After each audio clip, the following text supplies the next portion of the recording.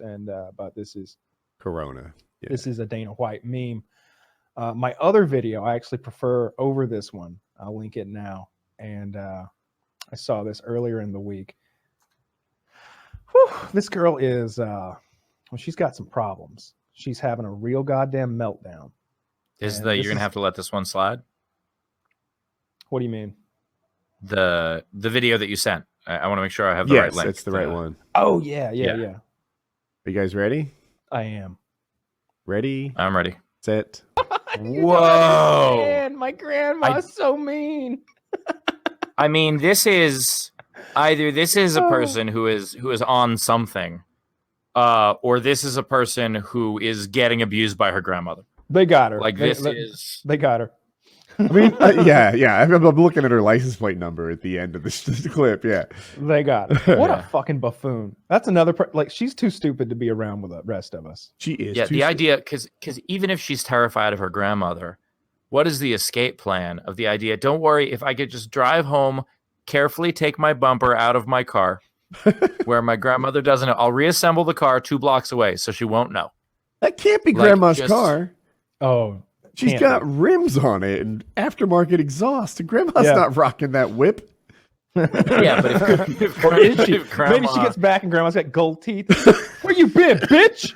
I'm sorry, grandma. Do you ever watch Who's the Boss? Back on the street. Sure. That's Mona's car. Like, that is for sure modern day Mona's car. What kind of person is mean to their grandchildren? You're supposed to spoil them and hand them back. White trash. I mean, look, abusive people could be mean to anybody, but at the same time, I get she's terrified of being in trouble, but at the same time, you're going to get a little more in trouble when you're in jail. Yeah, this is an adult. This is an adult. There's no excuse for this nonsense. How old do you think she was? I think she's. I read it. I think I'll check. She's was that in Vegas? Where was that? She's 22. Oh, yeah, undeniably an adult.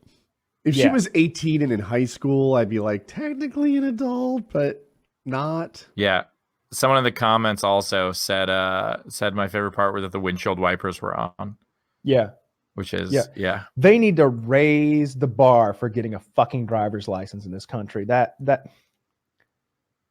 big time. I have a theory that not just for getting one, I think the biggest problem, and it's not in this one because she's young, but maintaining one, you cannot take the road test for 50 years. Yeah. 50 years. And think about the difference in technology in cars between 50 years ago and now. Cars in 1970 versus now. Every time you update your license, you should have a new test. And at some point, maybe at 65, then that gets halved. Maybe I think it's 7 years. You got to get a new license. Now it's 3.5. But they should change the way that they measure you, right? If you're 17 or 16, hands at 10 and 2. If you're 31, Steve, I see you got good at driving with your knee. That's cool. Yeah, exactly. Be like, now the important part is to drive this car while you drink a cup of coffee. Yeah. Now, can you drive while you eat soup? Can you eat soup and drive? Because I can eat soup and drive. So I'm a road comic. Yeah, I think they need to really raise those requirements. I think it would help with everybody's like, we need to carpool more. We need more people need to take public transportation. That's how you achieve it right there. You make it harder to get a fucking driver's license. It's also ridiculous that the test is subjective. I failed a driver's test, even though it's like this thing. If you get 15 points off, then you fail. Mm-hmm. And I got 9 points off, but she still failed me. And I was like, why did I fail? And she said, well, when there was a fire truck on the other side of the road, you didn't come to a full stop. And this was, by the way, a divided road. This was like 2 lanes, median 2 lanes. In North Carolina, and I was be wrong, I think. Well, I said, in California, technically that's on the books, but I go, did you deduct points when I did that? And she said, yes. And I said, well, then you've already penalized me for it. Why am I failing? If you penalize me for that and I didn't get enough points off to fail. And she goes, well, as the instructor, I can fail you. I don't think you're qualified to drive. And I had to take the test again. That's bullshit. I think, but I absolutely do think it's very important. The same way that I think that there should be a maximum age you should be president. the same way there's a minimum age. That's ageism. Only on the yeah. one So side. is a 34-year-old president not being allowed to be president? That's also ageism, and we do that with no problem. And no, but that's what I'm saying. Like the idea is, all right, I'm from New York City, not allowed to drive till you're 18. All right. So I don't know all the rules in other places, but in order to get your driver's license when you're 17, it's this crazy rigmarole of like junior license and permit and all this stuff. And that's even if you get a 17 license. And so the idea that like you can be 17 and a half and not be legally allowed to drive, but you can be 85, no problem. That's ridiculous. Yeah, You're I agree. probably right. I agree. You're probably Take their, right. And that is take their why I'm running licenses for away. Congress this fall. So you I can't would get love a that. you can't get a driver's license on your 17th birthday in New York. It's hard. No, in New York, in order to, I mean, I don't know if the laws have changed, but when I was in high school, the way it worked is I think if you got a permit and then a junior license and then your license in a very specific order, you could get your license at 17, but but otherwise it's 18 and up. In New York City. Jersey, I think it's 16 or 16 and a half. You could get a learner's permit. But like you said, it was kind of a rigmarole to go through. But you did it at high school. We had driver's ed in high school. And literally the final exam for that class was the driver's test. Very important. I did well on it.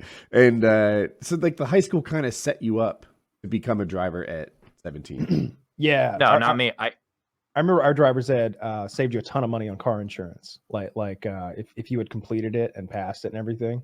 Yeah, we also didn't saved some money. I didn't get my license till I was 24 because then I moved to LA. Jesus. So I was I was in New York until then. I didn't need it, and not only did I not need it, but like even if I had a car, where the fuck was I going to park it? So there was I grew up, born and raised in Queens. Been living in Manhattan since I was 17. And so I did not need that license. I had no use for it. And not only that, but it's not like I knew anyone with one.